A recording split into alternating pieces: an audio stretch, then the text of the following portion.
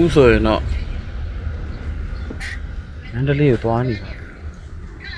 ဘယ်သွားရလဲမန္တလေးပါအခုဒါကကျွန်တော်တို့ရက်နေကြ115ဖန်ငန်းတဲ့နေရာလေးပေါ့ပိုက်တော့ဒီဘက်လေးတစ်ချက်အာမညဖုန်နေပြီပဲဒီကျစ်စီ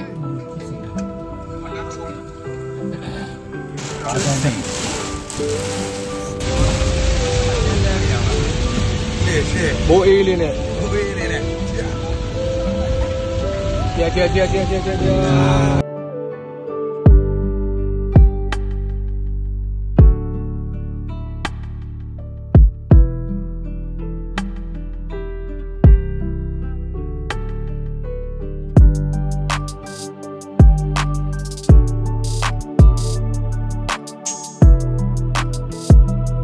ြာနောက်တစ်ယောက်ဟာ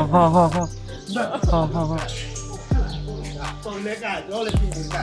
ကိုလူတွေတချင်းနေကြတော့ဒီမှာစိုးကောက်လို့ရဟုတ်လေဒီA few moments later မကြခင်မှာရှိုးဘွဲကိုရောက်သွားရင်ပေါ့ဗျာလေ copyright မိနေလို့တချင်းကိုဖြတ်ပြီးတီးလုံးလေးနားဆင်လို့ရအောင်ထည့်ပေးလိုက်ပါတယ်တချင်းလေးဆိုးတယ်အောက်ကပိတ်တက်ကလည်းအပိတယ်တဲဒီကွဲတယ်ဆိုးတယ်တန်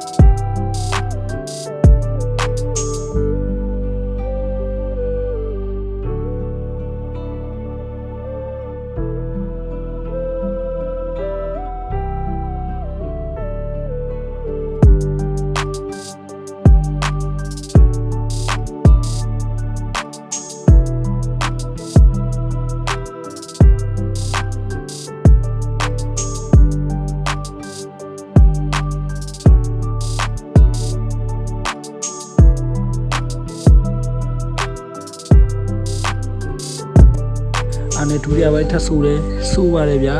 ပြီးတော့အောက်ကပိတ်တက်ကလည်းအသေးလေးပုတ်ကွဲနေပါတယ်ဘိုးအေးလေးနဲ့နောက်ခံတီးလုံးလေးလိုက်အောင်ထည့်ပေးထားတာပဲဖြစ်ပါတယ်နားဆင်ပေးကြပါဦး